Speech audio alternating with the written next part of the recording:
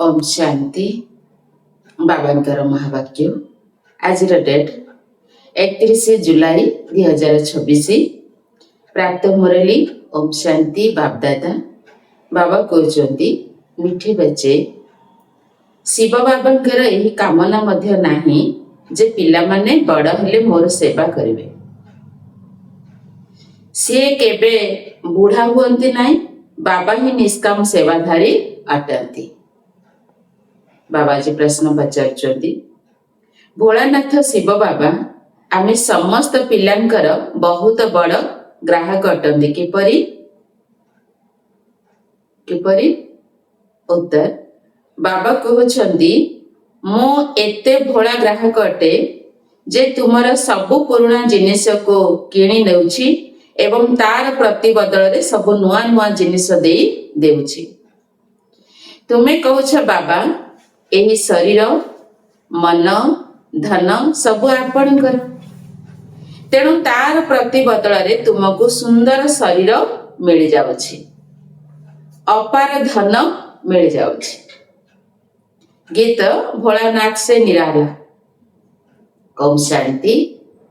एही गीत भक्ति मार्ग रे गायन करि थांती। जहा भी गीत सबु अछि भक्ति मार्गर अटे। सेगुड़िकर अर्थ मध्य बाबा बुझाउछंती। पिला माने मध्य बुझी जाउछंती जे भोलानाथ काहाको कुहा जाउछि। देवता मानको भोलानाथ कुहा जिवो नाही। गायन अछि सुदामा 2 मुठा अन्न देइथिले, तेणु तांको महल मिली गला।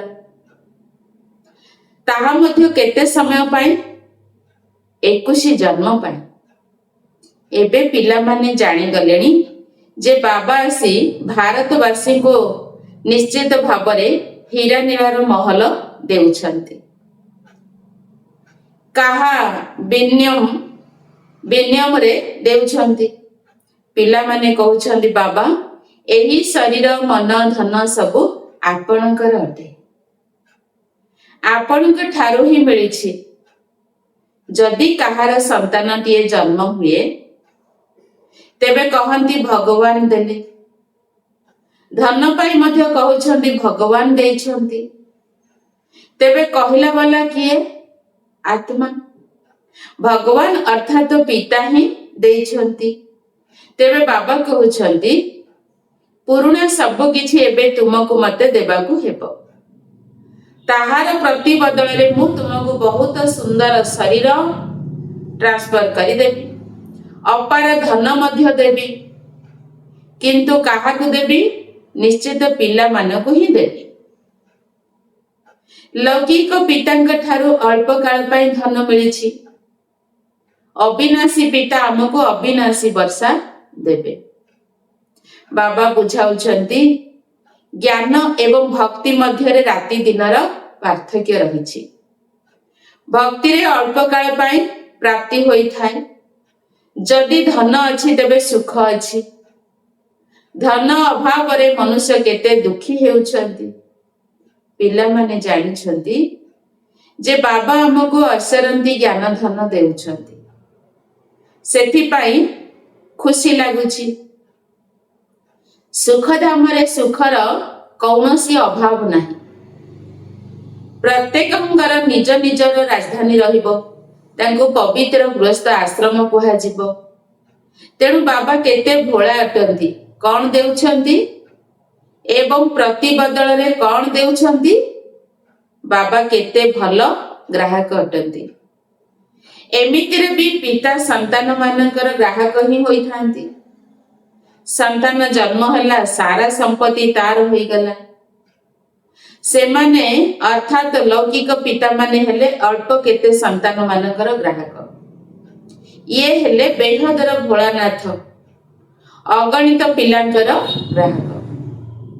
बाबा कहउछंती मो परम धामरु आसीछि। तुम ठारू सब किछि पुराना नहीं नुआ दुनिया रे तुमको सब किछि नूतन करि देउछि। सेथि पाई मते दाता कुहा जाउछि।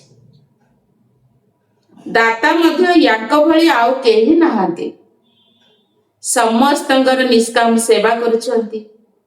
ବାବା କହୁଛନ୍ତି ମୁଁ ନିଷ୍କାମୀ ଅଟେ, ମୋର କିଛି ପାଇବାର ଲାଳସା ନାହିଁ। ମୋ ପିତା ଏପରି ମଧ୍ୟ କହୁନାହିଁ ଯେ ପିଲାମାନଙ୍କର କର୍ତ୍ତବ୍ୟ ହେଲା ବୁଢା ବାପାର ଯତ୍ନ ନେବା। କାହିଁକି ନା ମୁଁ ତୁମମାନଙ୍କର ପାଳନ କରିଛି ନା। ଏହା ତ ନିୟମ ରହିଛି ଯେ ବାପା ବୁଢା ହୋଇଗଲେ ସନ୍ତାନ ତାଙ୍କର ଯତ୍ନ ନେବେ। କିନ୍ତୁ ଏହି ବାବା ତ କେବେ ବୁଢା ହୁଅନ୍ତି ନାହିଁ, ସଦା ଯୁବକ ଅଟନ୍ତି। ଆତ୍ମା କେବେ ବୁଢୀ ହୋଇନଥାଏ। ଏହି କଥା ତ ଜାଣିଛ। ଲୌକିକ ପିତା ପିଲାମାନଙ୍କ ଠାରୁ ଆଶା ରଖିଥାନ୍ତି ଯେ ମୁଁ ବୁଢା ହୋଇଗଲେ ପିଲାମାନେ ମୋର ସେବା କରିବେ। ଯଦିଓ ସବୁ କିଛି ପିଲାମାନଙ୍କୁ ଦେଇ ଦେଇଥାନ୍ତି, ତଥାପି ତାଙ୍କର ସେବା ତ ହୋଇଥାଏ ନା। ଏହି ଶିବ ବାବା କହୁଛନ୍ତି ମୁଁ ହିଁ ଅଭକ୍ତା ଅଟେ, ମୁଁ କେବେ କିଛି ଭୋଜନ ଗ୍ରହଣ କରେ ନାହିଁ। ମୁଁ କେବଳ ପିଲାମାନଙ୍କୁ ଜ୍ଞାନ ଦେବା ପାଇଁ ଆସିଥାଏ। ପରମ ଆତ୍ମା ପରମାତ୍ମାକୁ ଆସି ବୁଝାଉଛନ୍ତି। ରୁହ ଅର୍ଥାତ ଆତ୍ମା ହିଁ ଶୁଣୁଛି, ପ୍ରତ୍ୟେକ କଥା ଆତ୍ମା ହିଁ କରୁଛି, ସଂସ୍କାର ମଧ୍ୟ ଆତ୍ମା ସାଥିରେ ନେଇଯାଉଛି।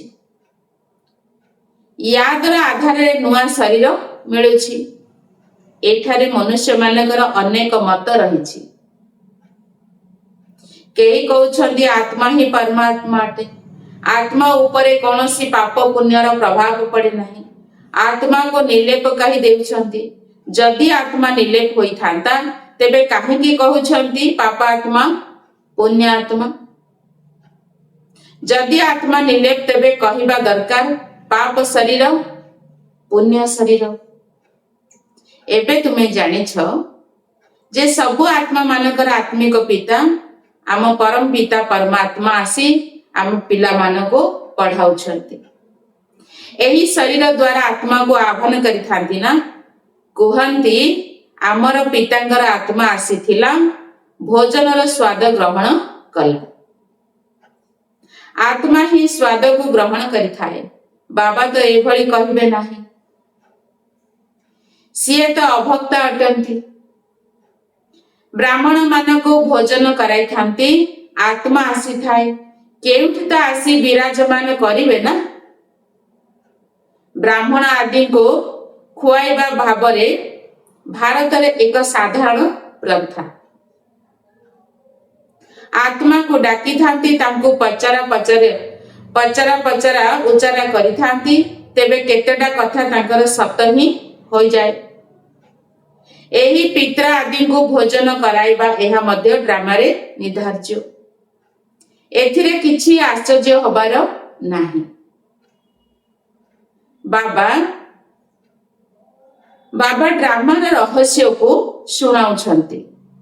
ଏହାର ବିସ୍ତାର ଏତେ ରହିଛି ଯେ ଯାହାକି ସମ୍ପୂର୍ଣ୍ଣ ଡ୍ରାମାର ଜ୍ଞାନ ଶୁଣାଇବା ସମ୍ଭବ ନୁହେଁ। ଗୋଟିଏ ଗୋଟିଏ କଥାକୁ ବୁଝାଇବାରେ ବର୍ଷ ବର୍ଷ ଲାଗିଯିବ। ତୁମ ପିଲାମାନଙ୍କୁ ବହୁତ ସହଜ ଶିକ୍ଷା ମିଳୁଛି। ଗାୟନ ମଧ୍ୟ କରୁଛନ୍ତି, ହେ ପତିତ ପାବନ ଆସ, ଏଠାକୁ ଆସି ଆମକୁ ପାବନ କର। ତାଙ୍କର ନାମ ହିଁ ପତିତ ପାବନ ଅଟେ। ବ୍ରହ୍ମା ବିଷ୍ଣୁ ଶଙ୍କରଙ୍କୁ ପତିତ ପାବନ କହିପାରିବା ନାହିଁ। ବାବାଙ୍କୁ ହିଁ ପତିତ ପାବନ ମୁକ୍ତିଦାତା କୁହାଯାଏ। ଦୁଃଖହର୍ତ୍ତା ସୁଖକର୍ତ୍ତା ମଧ୍ୟ ତାଙ୍କୁ ହିଁ କୁହାଯାଏ। ସିଏ ହେଲେ ନିରାକାର। ଶିବଙ୍କର ମନ୍ଦିରକୁ ଯାଇ ଦେଖ, ସେଠାରେ ଲିଙ୍ଗ ରଖିଛନ୍ତି। ନିଶ୍ଚିତ ଚୈତନ୍ୟ ରୂପରେ ଥିଲେ, ସେଥିପାଇଁ ତ ପୂଜା କରୁଛନ୍ତି। ଏହି ଦେବତା ମାନେ ମଧ୍ୟ କେବେ ଚୈତନ୍ୟ ରୂପରେ ଥିଲେ, ସେଥିପାଇଁ ତ ସେମାନଙ୍କର ମହିମା ହେଉଛି। ନେହେରୁ ଚୈତନ୍ୟରେ ଥିଲେ, ସେଥିପାଇଁ ତ ତାଙ୍କର ଚିତ୍ର ରଖି ମହିମା କରୁଛନ୍ତି। କେହି ଯଦି ଭଲ କାମ କରି ଚାଲି ଯାଇଥାନ୍ତି, ତେବେ ତାଙ୍କର ବଡ଼ ଚିତ୍ର ତିଆରି କରି ମହିମା କରିଥାନ୍ତି।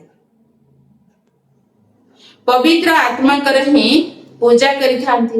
କୌଣସି ମନୁଷ୍ୟଙ୍କର ପୂଜା କରିପାରିବେ ନାହିଁ। ମନୁଷ୍ୟ ବିକାରରୁ ଜନ୍ମ ନେଇଥାନ୍ତି। ତେଣୁ ସେମାନଙ୍କର ପୂଜା ହୋଇପାରିବ ନାହିଁ। ପୂଜା ଦେବତା ମାନଙ୍କର ହୁଏ, ଯିଏକି ସର୍ବଦା ପବିତ୍ର ଅଟନ୍ତି।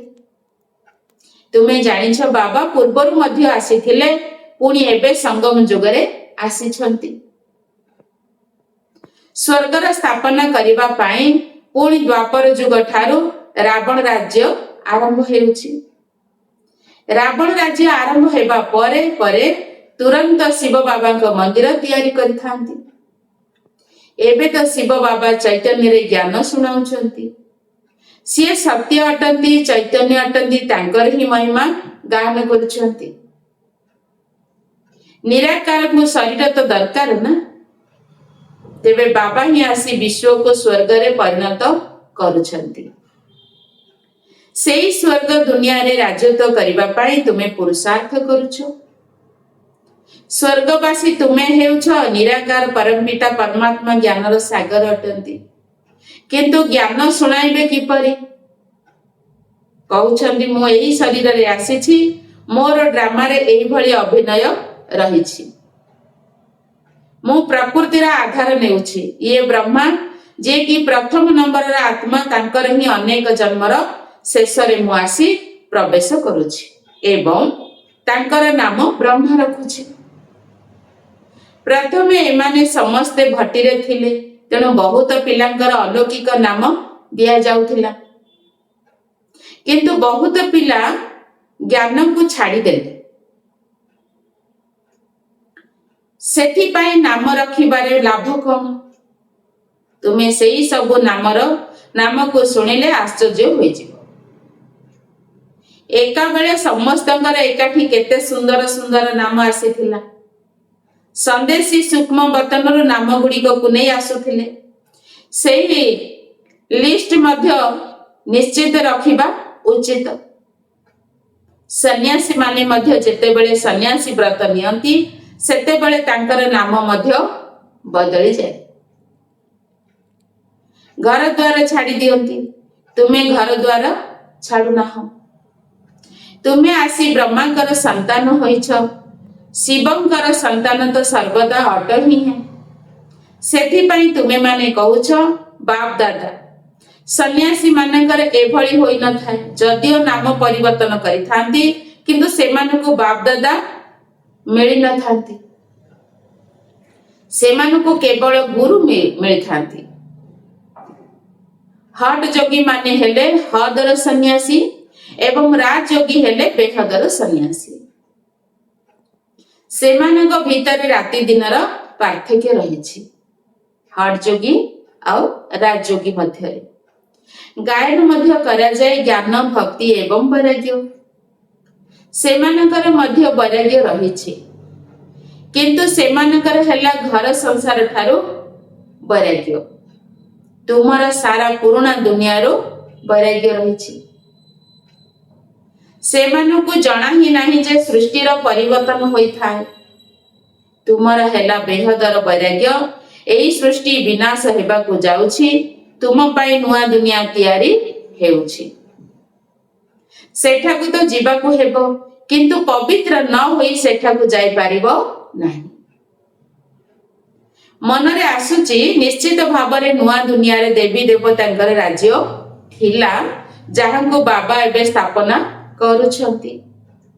ତୁମେ ଜାଣିଛ ଶିବ ବାବାଙ୍କୁ ମନେ ପକାଇଲେ ଆମେ ପୁଣ୍ୟ ଆତ୍ମା ହୋଇଯିବୁ। ବହୁତ ସହଜ ଅଟେ, କିନ୍ତୁ ବାବାଙ୍କର ସ୍ମୃତି ଭୁଲି ହୋଇଯାଉଛି। ଭକ୍ତି ମାର୍ଗରେ ନୀତି ନିୟମ ସମ୍ପୂର୍ଣ୍ଣ ଅଲଗା। ନିଜର ଘରକୁ ତ କେହି ଫେରି ଯାଇପାରିବେ ନାହିଁ। ପୁନର୍ଜନ୍ମ ସମସ୍ତଙ୍କୁ ନିଶ୍ଚିତ ନେବାକୁ ହେବ। ଘରକୁ ଯିବାର ସମୟ ଗୋଟିଏ ହିଁ ଅଟେ। ଅମୁକ ମୋକ୍ଷ ପ୍ରାପ୍ତ ହେଲେ, ଏହା ସବୁ ମନଗଢ଼ା କଥା।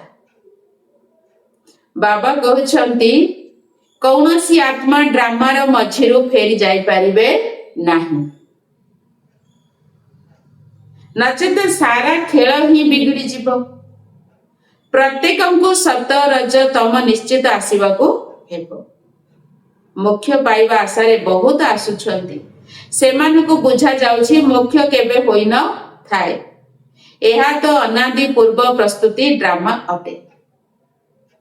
ତାହା କେବେ ପରିବର୍ତ୍ତନ ହୋଇପାରିବ ନାହିଁ। ଯଦି ମାଛିଟିଏ ମଧ୍ୟ ଏଠାରେ ଉଡ଼ିଗଲା ତେବେ 5000 ବର୍ଷ ପରେ ମଧ୍ୟ ଏହିଭଳି ଉଡ଼ିଯିବ।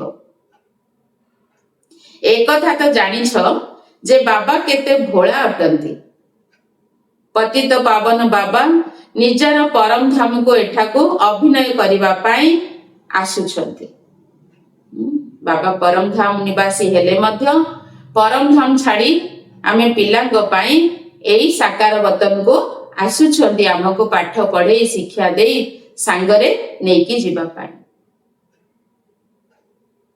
ସିଏ ହିଁ ଆସି ବୁଝାଉଛନ୍ତି ଯେ ଏହି ଡ୍ରାମା କିପରି ତିଆରି ହୋଇଛି। ଏଥିରେ କିଏ କିଏ ମୁଖ୍ୟ ଅଟନ୍ତି। ଯେପରି କହିଥାନ୍ତି ନା, ଏହି ଦୁନିଆରେ ସବୁଠାରୁ ଧନୀ କିଏ? ସେଥିରେ କ୍ରମ ଅନୁସାରେ ନାମ ବାହାର କରିଥାନ୍ତି। ତୁମେ ଜାଣିଛ ସବୁଠାରୁ ଧନୀ କିଏ? ସେମାନେ କହିବେ ଆମେରିକା। କିନ୍ତୁ ତୁମେ ଜାଣିଛ ସ୍ୱର୍ଗ ଦୁନିଆରେ ସବୁଠାରୁ ଧନୀ ଏହି ଲକ୍ଷ୍ମୀ ନାରାୟଣ ହୋଇଥାନ୍ତି। ତୁମେ ମାନେ ଭବିଷ୍ୟତ ପାଇଁ ପୁରୁଷାର୍ଥ କରୁଛ ସବୁଠାରୁ ଧନୀ ହବା ପାଇଁ। ଏହା ପ୍ରତିଯୋଗିତା ଅଟେ। ଏହି ଲକ୍ଷ୍ମୀ ନାରାୟଣଙ୍କ ଭଳି ଧନୀ କେହି ଥିଲେ? କେହି ଥିବେ? ଆଲ୍ଲା ଅବଲଦିନଙ୍କର ମଧ୍ୟ କାହାଣୀ ଅଛି। ଠକ୍ ଠକ୍ କରିବା ଦ୍ୱାରା କୁବରର ସମ୍ପତ୍ତି ବାହାରି ଆସିଲା। ଅନେକ ପ୍ରକାରର ନାଟକ ତିଆରି କରୁଛନ୍ତି।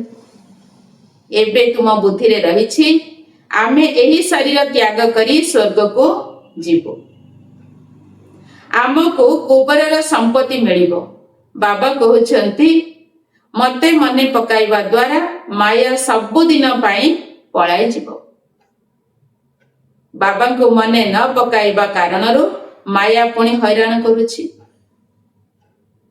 କହୁଛନ୍ତି ବାବା ମତେ ମାୟାର ତୋଫାନ ବହୁତ ଆସୁଛି। ଆଚ୍ଛା, ବାବାଙ୍କୁ ବହୁତ ସ୍ନେହର ସହିତ ମନେ ପକାଅ, ତେବେ ତୋଫାନ ଉଡ଼ିଯିବ। ବାକି ଅନେକ ଗୁଡ଼ିଏ ନାଟକ ଆଦି ତିଆରି କରିଦେଇଛନ୍ତି, କିନ୍ତୁ ବାସ୍ତବରେ କଥାବସ୍ତୁ କିଛି ବି ନାହିଁ। ବାବା କେତେ ସହଜ କରି ବୁଝାଉଛନ୍ତି। କେବଳ ବାବାଙ୍କୁ ମନେ ପକାଅ, ତେବେ ତୁମ ଭିତରେ ଯେଉଁ ମହିଳା ରହିଛି ତାହା ବାହାରି ଯିବ ଏବଂ ଆଉ କୌଣସି କଷ୍ଟ ବାବା ଦେଉନାହାନ୍ତି। ଆତ୍ମା ଯେ କି ପବିତ୍ର ଅସଲି ସୁନା ଥିଲା ତାହା ଏବେ ନକଲି ହୋଇଯାଇଛି। ପୁଣି ଏହି ଯୋଗ ଅଗ୍ନି ଦ୍ୱାରା ସଚ୍ଚା ସୁନା ହୋଇଯିବ। ନିଆଁରେ ପୋଡ଼ିବା ବ୍ୟତୀତ ସୁନା ପବିତ୍ର ହୋଇପାରିବ ନାହିଁ। ଏହାକୁ ମଧ୍ୟ ଯୋଗ ଅଗ୍ନି କୁହାଯାଉଛି। କିନ୍ତୁ ଏହା ୟାଦର ହିଁ କଥା। ସେମାନେ ତ ଅନେକ ପ୍ରକାରର ହଟ୍ ଯୋଗ ଶିଖାଉଛନ୍ତି। ତୁମକୁ ତ ବାବା କହୁଛନ୍ତି ଉଠିବା ବସିବା ସମୟରେ ୟାଦ କର। ତୁମେ ମାନେ ଆସନ ପ୍ରାଣାୟାମ ଆଦି କେବେ ବି କରିପାରିବ ନାହିଁ। ଏଥିରେ ତ ଚାଲି ବୁଲି ଧର୍ମ କର୍ମ ଧନ୍ଦା କରି ସ୍ମୃତିରେ ରହିବାର ଅଛି। ରୋଜଗାରରେ ଥାଇ ମଧ୍ୟ ଶୋଇ ଶୋଇ, ରୋଗରେ ଥାଇ ମଧ୍ୟ ଶୋଇ ଶୋଇ ବାବାଙ୍କୁ ମନେ ପକାଇ ପାରିବ। ଶିବ ବାବାଙ୍କୁ ମନେ ପକାଅ ଏବଂ ସୁଦର୍ଶନ ଚକ୍ର ବୁଦ୍ଧିରେ ଚଲାଅ। ସେମାନେ ପୁଣି ଲେଖି ଦେଇଛନ୍ତି ଗଙ୍ଗାର କୂଳ ହୋଇଥିବ, ମୁଖରେ ଅମୃତ ଥିବ। ଗଙ୍ଗା କୂଳରେ ତ ଗଙ୍ଗା ଜଳ ହିଁ ମିଳିଥାଏ। ସେଥିପାଇଁ ମନୁଷ୍ୟ ହରିଦ୍ୱାରରେ ଯାଇ ରହୁଛନ୍ତି। ବାବା ତ କହୁଛନ୍ତି ତୁମେ କେଉଁଠି ବି ରୁହ, ଯଦିଓ ରୋଗୀ ବି ହୋଇଥାଅ, କେବଳ ବାବାଙ୍କୁ ମନେ ପକାଅ। କେବଳ ବାବାଙ୍କୁ ମନେ ପକାଅ, ସୁଦର୍ଶନ ଚକ୍ର ଘୁରାଉଥାଅ, ତେବେ ଶରୀରରୁ ପ୍ରାଣ ବାହାରି ଯିବ। ଏହିଭଳି ଅଭ୍ୟାସ କରିବାକୁ ପଡ଼ିବ। ସେଇ ଭକ୍ତି ମାର୍ଗର ରୀତିନୀତି ଏବଂ ଏହି ଜ୍ଞାନ ମାର୍ଗର କଥାରେ କେତେ ରାତି ଦିନର ଫରକ ରହିଛି। ବାବାଙ୍କର ସ୍ମୃତି ଦ୍ୱାରା ତୁମେ ସ୍ୱର୍ଗର ମାଲିକ ହୋଇଯିବ। ସେମାନେ ତ ସନ୍ନ୍ୟାସୀ ମାନଙ୍କୁ କହିଥାନ୍ତି, ଯିଏ ଯୁଦ୍ଧ କ୍ଷେତ୍ରରେ ଦେହ ତ୍ୟାଗ କରିବ ସିଏ ସ୍ୱର୍ଗକୁ ଯିବ। ବାସ୍ତବରେ ଏହା ହିଁ ଯୁଦ୍ଧ ଅଟେ। ସେମାନେ କୌରବ ପାଣ୍ଡବ ମାନଙ୍କର ସୈନ୍ୟବାହିନୀ ଦେଖାଇଛନ୍ତି। ମହାଭାରତ ଲଢ଼େଇ ହେଲା, ପୁଣି କଣ ହେଲା? ପରିଣାମ ତ କିଛି ନାହିଁ। ସମ୍ପୂର୍ଣ୍ଣ ଘୋର ଅନ୍ଧକାର ଭିତରେ ଅଛନ୍ତି, କିଛି ବି ବୁଝି ନାହାନ୍ତି। ସେଥିପାଇଁ ଅଜ୍ଞାନ ଅନ୍ଧକାର କୁହାଯାଉଛି। ବାବା ପୁନର୍ବାର ଆଲୋକ ପ୍ରଦାନ କରିବା ପାଇଁ ଆସିଛନ୍ତି। ତାଙ୍କୁ ଜ୍ଞାନର ସାଗର, ଜ୍ଞାନର ଭଣ୍ଡାର ବୋଲି କୁହାଯାଉଛି। ଏବେ ତୁମକୁ ମଧ୍ୟ ସମ୍ପୂର୍ଣ୍ଣ ଜ୍ଞାନ ମିଳିଯାଇଛି। ତାହା ହେଲା ମୂଳବତନ ଶାନ୍ତିଧାମ, ଯେଉଁଠି ତୁମେ ଆତ୍ମାମାନେ ବାସ କରୁଛ। ତାଙ୍କୁ ବ୍ରହ୍ମାଣ୍ଡ ମଧ୍ୟ କୁହାଯାଏ। ସେଠାରେ ରୁଦ୍ର ଯଜ୍ଞ ରଚନା କଲେ ବାବାଙ୍କ ସାଥିରେ ତୁମେ ଆତ୍ମା ମାନଙ୍କର ମଧ୍ୟ ପୂଜା କରିଥାନ୍ତି। କାହିଁକି ନା ତୁମେ ଅନେକଙ୍କର କଲ୍ୟାଣ କରୁଛ।